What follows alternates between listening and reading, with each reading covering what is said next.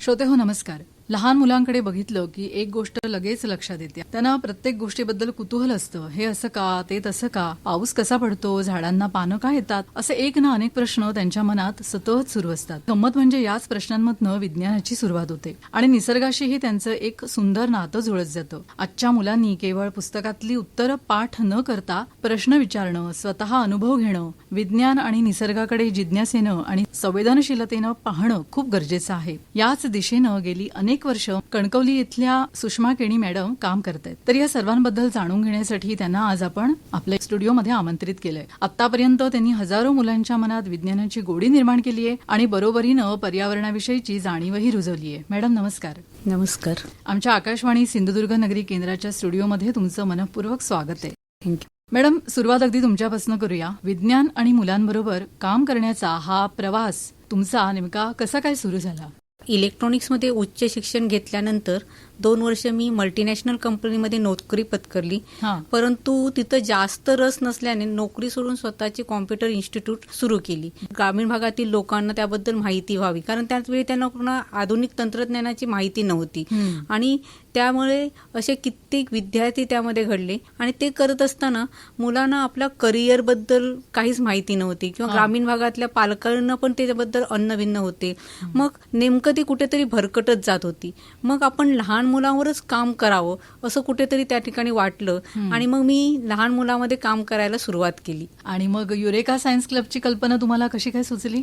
आता मी लहान मुलामध्ये काम करत असताना लक्षात आलं की मुलामध्ये बुद्धिमत्ता आहे, त्यांच्यामध्ये बऱ्याच प्रकारची क्युरिओसिटी आहे, पण इथं कुठेतरी त्यांना उत्तर मिळत नाही. आणि त्यामुळे आम्ही काय करत होतो की वेगवेगळ्या ठिकाणी मातीत काय असतं, प्लॅस्टिक गोळा कर वगैरे असं करत असताना मुलांना कुठेतरी वाटलं की आपला स्वतःचा असा क्लब असावा. म्हणजे मुलं क्लब म्हणजे काय असं एकदा मला त्यांनी प्रश्न विचारला. त्यावेळी क्लबद्वारे काय काय कामं केली जातात, मग कुठेतरी ते मुलं ऐकायची क्लब असं म्हणजे काय असतं. त्यामुळे त्यांना असं वाटायचं की एखादा क्लब असावा आणि लहानपणीच जर आपण योग्य दिशा मुलांना दिली तर ती न भरकटता पुढे देशासाठी समाजासाठी काहीतरी करू शकतात किंवा त्यांना त्यांच्यामध्ये नेतृत्व पुढे येऊ शकतं. आणि हे ओळखून त्यांच्या स्वतःच्या हक्काचा युरेका सायन्स क्लब 28 फेब्रुवारी 2008 ला माझ्या घराच्या गच्चीवर सुरू केला. अरे वा. 28 फेब्रुवारी हा दिवस निवडण्यामागे तो राष्ट्रीय विज्ञान दिन होता. आणि त्याच्यामध्ये आम्ही एकत्र यायचो, आम्ही डिस्कशन करायचो, पाणी कमी वापरायचं म्हणजे नेमकं काय करायचं, असे बरेच प्रश्न आमच्या डोक्यामध्ये होते. मग आम्ही गच्चीवर आमच्या गप्पा व्हायच्या आणि नंतर ठिकाणी काही रजिस्ट्रेशन वगैरे केलेलं नव्हतं. आम्ही कधी नदीच्या काठी, कधी माळावर असं एकत्र येत असू. नंतर 2015 मध्ये कणकवलीला गांगो मंदिर जवळ भाड्याच्या खोलीत आम्ही आमची स्वतःची प्रयोगशाळा सुरू केली. अच्छा. युरेकाची पहिली प्रयोगशाळा आणि नंतर युरेकाचं विज्ञान विषयक लायब्ररी सुरू केली. वा. तर मुलांना वाचनाची गोडी कुठेतरी कमी झाली होती. मग त्यांना आवडतील, त्यांच्यामध्ये वाचनाची आवड निर्माण होतील अशी वेगवेगळी पुस्तकं वेगवेगळ्या ठिकाणांना आणली, वेगवेगळ्या एक्झिबिशनला मुलांना नेलं, तिथं पुस्तकं खरेदी केली आणि त्यांच्यामध्ये एकत्र वाचन केलं, वाचनावर डिस्कशन केलं ते करताना. आणि मग आता सध्या आमची प्रयोगशाळा साधारण 1000 स्क्वेअर फूट जागेमध्ये डॉक्टर विवेक पारकर यांची भेट मला मुंबईमध्ये झाली होती. ते BRC मध्ये न्यूक्लिअर सायंटिस्ट आहेत. तर त्यांचं कणकवलीला घर आहे. ते म्हणाले तुम्ही एवढं चांगलं काम करता तर माझ्या घराच्या तिथं माझी जागा आहे आणि त्यांनी आम्हाला ती नॉमिनल भाड्यावर त्यांनी आम्हाला ती जागा दिली आणि तिथं आता आमची युरेकाची मोठी अशी प्रयोगशाळा आहे. वा वा. तुम्ही आता जे म्हणालात हे सगळं सुरू केलं, मुलांचा प्रतिसाद कसा होता? सुरुवातीला मी तुम्हाला खरं सांगू का, ह्याच्यामध्ये थोडासा माझा स्वार्थ होता, कारण तेव्हा माझा मुलगा लहान होता, 1-1.5-2 वर्षाचा होता आणि त्याच्या मनामध्ये खूप सारे प्रश्न होते. मग असेच प्रश्न बाकीच्या मुलामध्ये असतील का? मग मला त्याच्यासाठी अरे ह्याच्या प्रश्नांची उत्तरं त्याला कुठे मिळतील, कारण जेव्हा मी त्याला शाळेत पाठवायला सुरुवात केली तर कुठेतरी त्याला ते प्रश्नांसाठी त्याला दाबलं जायचं, हा असा प्रश्न विचारू नकोस, आणि त्यामुळे तो नाराज व्हायचा. मग त्याच्या प्रश्न विचारण्याची शृंखला कुठेतरी खंडित होऊ नये असं मला वाटत होतं. मग माझ्या मुलाला मी घेऊन जात असताना त्याच्याबरोबर आणखी 4 मुलं का असू नये म्हणून मी अशी 4-5 मुलं गोळा केली. मग कधी गोपुरीमध्ये, कधी नदीच्या काठी असं घेऊन त्याच्या प्रत्येक प्रश्नांचं उत्तर देण्याचा मी प्रयत्न करत होते. आणि अशातनं मग त्याला आणखी 2 मुलं जोडली, 3 मुलं जोडली, अशी अनेक मुलं जोडत साखळी तयार झाली. मॅडम, खरं सांगायचं तर प्रत्येक मूल खूप प्रश्न विचारत असतं आणि हीच जिज्ञासा जपणं किती महत्वाचं आहे, काय सांगाल? खूप महत्वाचं आहे, कारण मुलामध्ये इतकी सारे क्वेश्चन असतात. कारण मी मुलामध्ये काम करत असताना मी माझ्या स्वतःच्या मुलाकडनं एक्सपिरियन्स घेतलं. कारण त्याने मला एकदा प्रश्न विचारला होता, टोमॅटो कुठच्या फॅक्टरीमध्ये तयार होतो. किंवा आणखी एका मुलाने मला विचारलं होतं, मी त्यांना सांगितलं होतं गव्हाला मोड काढा, तर त्या मुलाने म्हटलं मॅडम गहू कसं मोड काढणार, गव्हाचं तर पीठ असतं. म्हणजे मग माझ्या लक्षात आलं त्या मुलाने पीठच बघितलेलं असणार आहे, त्यामुळे त्याला पिठाला कसं स्प्राउटिंग काढायचं, त्याला पिठाला कसं मोड काढायचं हा प्रश्न येतो. म्हणजे हा मुलांच्या मध्ये का कसं असे बरेच प्रश्न असतात.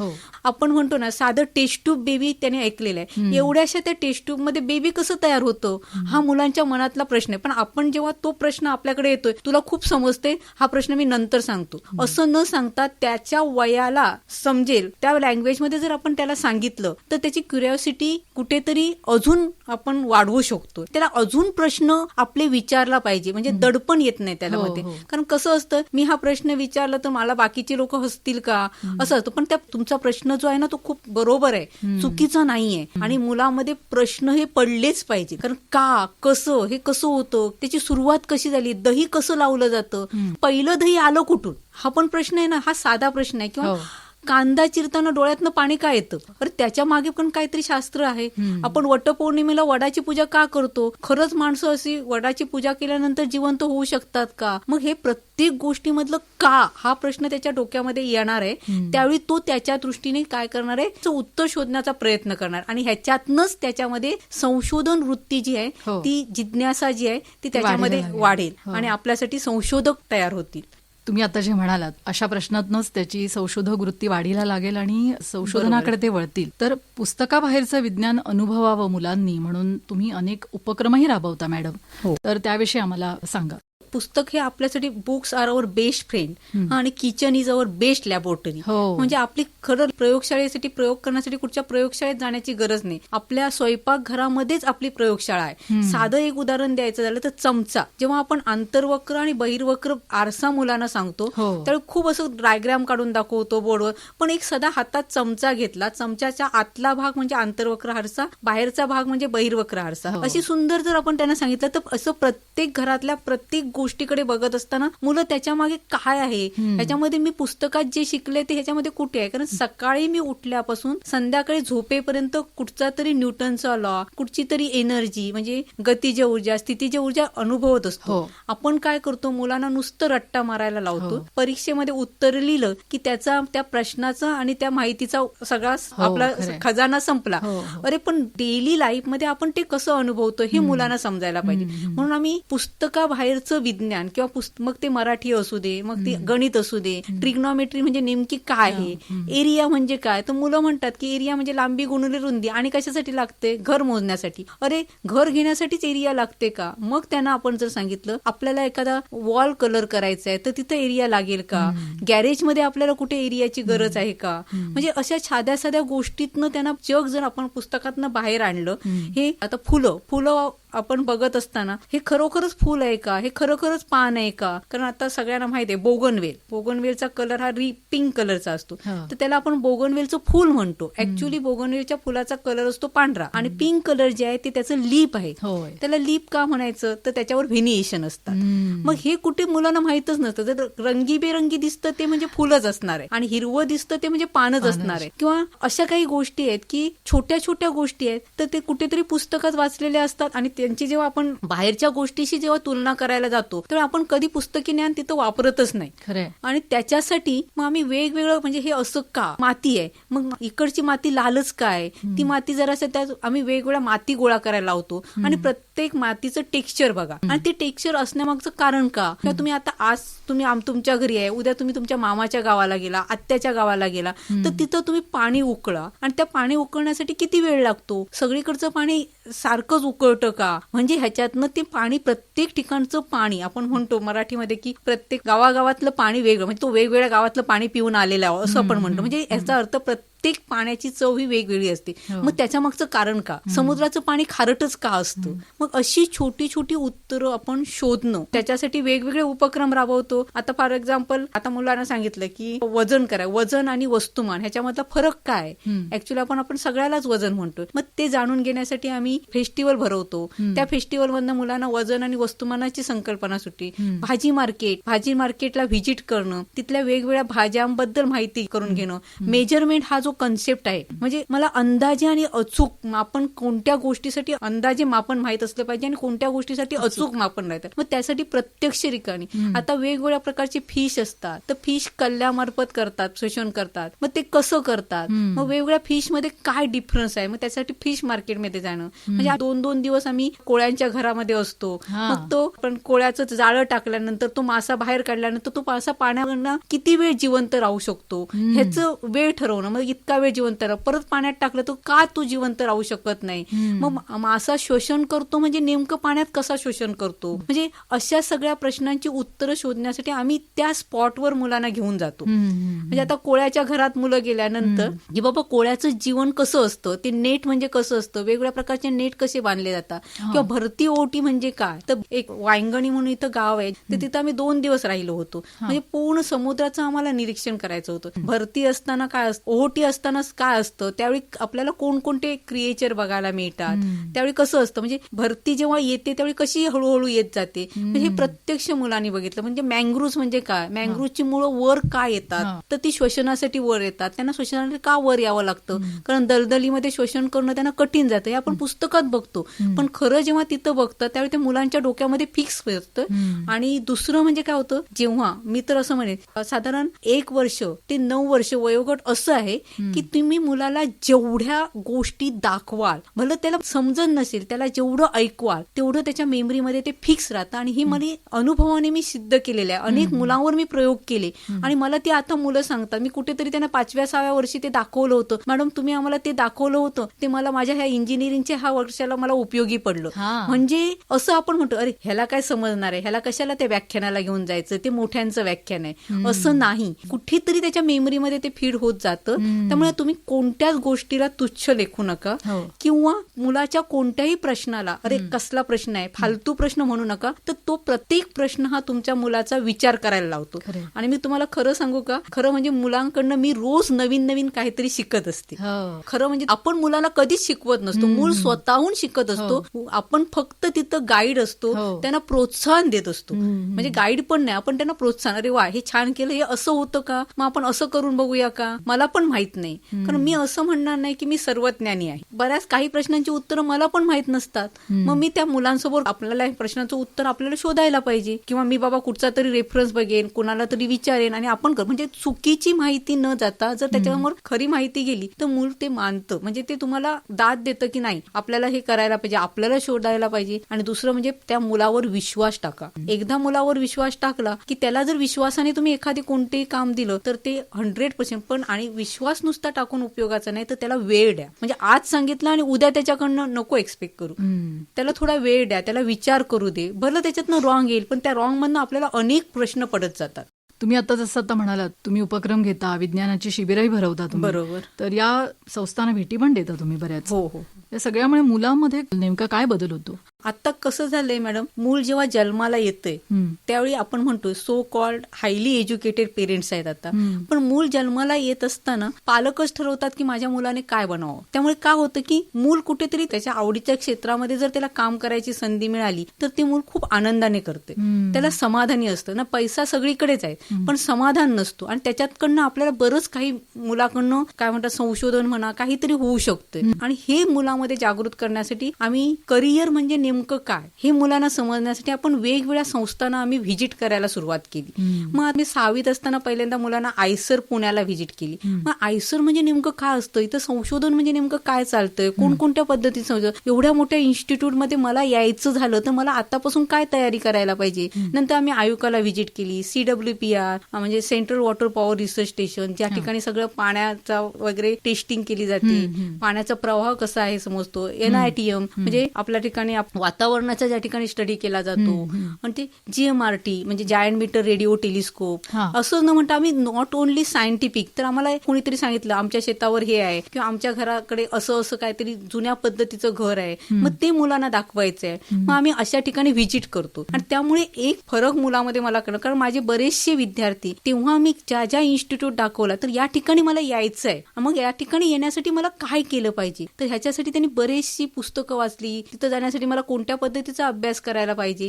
आणि ते आपल्या मताशी ठाम राहील की नाही मला या ठिकाणीच जायचं. त्यांना खूप साऱ्या संधी आल्या, पण मला समाधान ह्याच्यासाठी वाटतं की त्यांनी जे आज क्षेत्र निवडलेलं आहे त्यामध्ये ती मुलं खूप समाधानी आहेत आणि तो खूप आनंद घेत आहेत. म्हणजे पैसा पण आहे त्यांच्याकडे, पण समाधान जे असतं ते, आणि त्याच्याबरोबर त्यांनी समाजाबद्दल आपली काहीतरी देणं आहे ही जाणीव पण त्यांच्यामध्ये आहे आणि ते खूप काहीतरी आपल्याला देऊन जातं. म्हणजे आजपर्यंत आम्ही इस्रो, नंतर GMRT, Rajiv Gandhi centre for research centre, NIST, नंतर IIT पवई. IIT म्हणजे काय, तर आम्ही IIT पवई मध्ये 2 दिवस मुलांना घेऊन राहिलो. म्हणजे तिथलं वातावरण कसं असतं, म्हणजे मला IIT मध्ये यायचं असेल तर नेमकी इथं काय काय शिकायला पाहिजे. आम्ही दापोली ऍग्रिकल्चर कॉलेजमध्ये 3 दिवस मुलांना होतो की बाबा ऍग्रिकल्चर मध्ये कोणकोणत्या फील्ड आहेत, म्हणजे अशा वेगवेगळ्या ठिकाणच्या. मग वाटेत येताना अजून आम्हाला काहीतरी भेटलं तर आम्ही ते मुलांना दाखवतो. म्हणजे जे काय आम्हाला जेवढं दाखवता येईल की त्याच्यातनं मुलामध्ये क्युरिओसिटी निर्माण होते आणि त्यांच्या करिअर बद्दल ते सिरियसली थिंक करायला लागतात.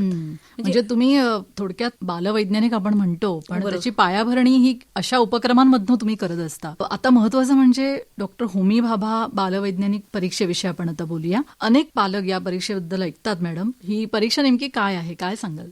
म्हणजे आता तर असं झालंय की परीक्षांचं पीक आलंय असं म्हटलं तरी चालू शकतं. कारण मला तर असं वाटतं KG पासून मुलांना परीक्षा कोणती आहे, पहिलीत कोणती आहे, दुसरीत कोणती आहे. माझं म्हणणं आहे की पहिली दुसरीमध्ये मुलांचे जे ऑब्झर्वेशन स्किल जे आहेत ते डेव्हलप होण्यासाठी त्यांचे ऑर्गन जे आहेत म्हणजे सेन्स ऑर्गन हे डेव्हलप करायला पाहिजे. मग त्याच्यासाठी मुलांना आपल्याला भरपूर सारं दाखवणं गरजेचं आहे. अशा वेळी परीक्षेची गरज नाही, त्यांच्यावर परीक्षेचे बंधन येता कामा नये. परंतु परीक्षा ही अशी असली पाहिजे की जेव्हा मूल परीक्षेच्या हॉलमधनं बाहेर पडतो त्यावेळी आपण चौकार मारला किंवा षटकार मारल्याचा जो आनंद मिळतो ना, तो आनंद त्या मुलाला मिळायला पाहिजे. त्याच्यावर कोणतंही दडपण असता कामा नये. मग आता एखादी परीक्षा जर द्यायची झाली, दडपण जर त्याला यायला नको पाहिजे असेल तर त्याला त्याबद्दल आवड निर्माण व्हायला पाहिजे. त्याच्यामध्ये काहीतरी वेगळं पण पाहिजे, नाविन्य असं पाहिजे. तर डॉक्टर होमी भाभा बालवैज्ञानिक ही परीक्षा मला का आवडली, तर जेव्हा मला ह्या परीक्षेबद्दल समजलं त्यावेळी मी त्यांचे पाठीमागचे सगळे क्वेश्चन पेपर बघितले, तर त्याच्यामध्ये एकही क्वेश्चन रिपीट झालेला नव्हता. दुसरं म्हणजे मग माझ्या लक्षात आलं की इथं नुसतं पुस्तकी स्टडी करणारा इथं त्याचा निभाव नाही लागणार आहे, तर तुम्हाला आजूबाजूचा सराउंडिंग जे आहे त्याचं पण स्टडी केला पाहिजे. तुम्ही जे पुस्तकात आहे ते तुमच्या सराउंडिंग मध्ये कसं घडतं. मग म्हणजे मगाशी मी तुम्हाला सांगितलं कांदा चिरताना डोळ्यातनं का पाणी येतंय, किंवा आपल्याला चहावर आपण झाकण ठेवलं तर त्या झाकणाच्या खाली जो पाण्याचा थर राहतो त्याची टेस्ट कशी असेल, चहा पावडर सारखी असेल, साखरेसारखी असेल की आणि कशी असेल. म्हणजे अशी विचार करणारे प्रश्न तिथं बघायला मिळाले. म्हणजे तुमचे जर संकल्पना स्पष्ट असतील तर तुम्ही त्या परीक्षेला सहज पास होऊ शकता. म्हणजे आणि दुसरं म्हणजे ही परीक्षा फक्त हुशार विद्यार्थ्यांसाठीच नाहीये, तर एखाद्या विद्यार्थ्यामध्ये विज्ञानाबद्दल आवड निर्माण करण्यासाठी ही परीक्षा खूप महत्वाची आहे. कारण तुमच्या सगळ्या गुणांची पारख ह्या परीक्षेमध्ये होते. किती मुलांसाठी असते ही परीक्षा? ही परीक्षा आहे 6वी आणि 9वीच्या मुलांसाठी आणि ह्याच्या एकूण 4 लेवल आहे. पहिली लेवल म्हणजे तुमची लेखी परीक्षा. लेखी परीक्षेतनं 7.5% मुलं सिलेक्ट करतात. 7.5 म्हणजे मराठी मीडियम आणि इंग्लिश मीडियमची मेरिट वेगळी काढली जाते. दोघांचे पेपर सेम असतात, पण जास्तीत जास्त मुलांना त्यातनं वाव मिळावा. नंतर यांची प्रॅक्टिकल एक्झाम असते, प्रयोग परीक्षा असते. म्हणजे तुम्ही जे थिअरीमध्ये शिकला ते तुम्ही अप्लाय कसं करता हे चाचपणी करण्यासाठी प्रॅक्टिकल एक्झाम असते. आणि ही प्रॅक्टिकल एक्झाम म्हणजे 8 सेंटर आहे, त्या सेंटरपैकी तुमच्या रिजननुसार त्या सेंटरवर जावं लागतं. आणि ही 30 मिनिटांमध्ये तुम्हाला 6 प्रॅक्टिकल 6 मिनिटाचे 5 प्रॅक्टिकल्स करायचे असतात. इथं प्रॅक्टिकल पण त्यांची आता 45 वर्ष झाली, अजूनही एकही प्रॅक्टिकल रिपीट नाही झालेला आहे. आणि इथं खरं मुलांचा कल लागतो. म्हणजे तुम्ही जे थिअरीमध्ये शिकलाय ते कसं ओळखतात. म्हणजे एक साधं मी तुम्हाला उदाहरण देते की एका वेळी नाचणी आणि मोहरी ठेवली होती आणि ह्याच्यातलं द्विदल कोणतं आणि एकदल कोणतं. पण त्या मुलाने जर नाचणी बघितलेली असेल आणि मोहरी बघितलेली असेल किंवा एखाद्या वेळी मिरचीच्या बिया ठेवल्या होत्या, पण मिरचीच्या बिया कधी मुलांना आपण दाखवतच नाही आणि तेव्हा तो परीक्षेतनं बाहेर येतो आणि आपण त्याला सहज विचारतो, अरे साधं तुला मिरचीच्या बिया माहित नाहीत का. पण माझा प्रश्न अशा पालकांना आहे की तुम्ही खरंच त्यांना बिया दाखवल्यात का. म्हणून मगाशी जे मी म्हटलं की kitchen is your best laboratory, आणि तुम्ही जे शिकता तेच तिथं प्रॅक्टिकल मध्ये असतात. आणि प्रॅक्टिकल मधनं मग तर नंतर 10% मुलं सिलेक्ट केली जातात. त्यांच्यासाठी असतं प्रकल्प आणि मुलाखत असे 2 असतात. आणि ही मुंबईमध्ये होती. प्रकल्प म्हणजे काय, तुम्हाला एक छोटंसं कृती संशोधन करायचं असतं. जसं आपण मोठेपणी एखादं संशोधन करतो तसं तुम्हाला एक विषय दिला जातो, त्याच्यातनं तुमच्या रिजन मध्ये तुमच्या आजूबाजूला अशी कोणती समस्या आहे त्याच्यावर तुम्हाला तो प्रोजेक्ट करायचा असतो. म्हणजे एक संशोधनच म्हणा तुम्ही ते. आणि मग ते तुम्हाला सादर करायचं असतं मुंबईला. आणि नंतर तुमची पर्सनल इंटरव्ह्यू होते. म्हणजे तुम्हाला किती नॉलेज आहे किंवा तुम्ही आजूबाजूचा परिसर किती नाटा. आणि असं करून ह्या 4 लेवलमधनं गेल्यानंतर पहिली 10% मुलं जे आहेत त्यांना गोल्ड मेडल आणि स्कॉलरशिप, 50% मुलांना सिल्वर मेडल आणि स्कॉलरशिप, आणि बाकीच्या मुलांना ब्रॉन्झ मेडल आणि स्कॉलरशिप. आणि प्लस नंतर 2 दिवसाचा त्यांना कोणत्या तरी आता HBCSE म्हणजे होमी बाबा रिसर्च फॉर सायन्स एज्युकेशन वगैरे अशा ठिकाणी 2 दिवसाचा कॅम्प असतो मुलांना. म्हणजे देशभरातनं जी मुलं सिलेक्टेड झालेली असतात शेवटपर्यंत जी टिकतात, म्हणजे 7.5% नंतर 10%. आणि आणखी एक वेगळं पण असं आहे मॅडम की मुलांना जेव्हा गोल्ड म्हणजे त्यांचा रिझल्ट डिक्लेअर होतो त्यावेळी त्यांना सांगितलं, जेव्हा ते स्टेजवर जातात त्यावेळी त्यांना मेडल कोणतं आहे हे तिथं सांगितलं जातं. म्हणजे मुलामध्ये अरे मला कुठणार आहे, काय मिळणार आहे. आणि काही वेळेला त्यांनी जे प्रोजेक्ट केलेले असतात ना त्याचे पेटंट पण घेतले जातात. आणि मुलामध्ये जेव्हा ते प्रोजेक्ट करतात ना त्यावेळी मुलं प्रोजेक्टमय होऊन जातात. कारण समस्या सोडवतात असताना त्यांच्यामध्ये पण खूप सारे बदल घडतात. म्हणजे आता भाजी खाणारे मुलं भाजी खायला, म्हणजे मी म्हणते ना गावठी बाजार ही संकल्पना आम्ही ह्या होमी बाबा त्याच्यातनं शिकलो. म्हणजे आम्ही प्रोजेक्ट करताना वेगवेगळ्या ज्या कसल्या म्हणजे वाईल्ड व्हेजिटेबल ज्या आहेत म्हणजे तर ह्याच्यावर आम्ही मग त्याच्यासाठी आम्ही वेगवेगळ्या जंगलामध्ये वगैरे फिरलो होतो. आणि त्यावेळी त्या मुलाने 32 भाज्या आम्ही शोधल्या होत्या. पण मी त्याला म्हटलं अरे ह्या 32 भाज्या मग आपल्याला ऑफ सीझन मध्ये ह्या भाज्या कशा करतायत, त्याचा काय उपयोग आहे, ह्या भाज्या का खाल्ल्या पाहिजे, असं बरंच त्याच्यावर आपण त्याने रिसर्च केलेलं होतं. पण माझं मग त्याच्या कशा कशा रेसिपी करता येईल, मग त्या लोकांमध्ये आवड निर्माण करण्यासाठी त्याची प्रदर्शनं भरवली पाहिजे हे तेव्हा त्याने मांडलं होतं. आणि ह्या काही भाज्या बऱ्याच लोकांना माहित नव्हत्या. आणि मग त्यांना म्हटलं अरे पण ह्या भाज्या तू सांगितलंस, पण तू जेव्हा परीक्षेला जाणार आहात, तू जेव्हा इंटरव्ह्यूला जाणार आहे त्यावेळी प्रत्येक भाजीची टेस्ट तुला माहित असायला पाहिजे. त्यांनी प्रश्न विचारला तर तू लोकांसमोर कसं सांगशील, तर तू सगळ्या भाज्या शिकला. म्हणजे मला त्यावेळी त्याच्या आईकडून मिळालेलं एक हे होतं की मॅडम त्याला मेडल कोणतंही मिळू दे पण माझा मुलगा सगळ्या भाज्या शिकायला मिळालेल्या आहेत हेच माझ्या दृष्टीने मेडल आहे.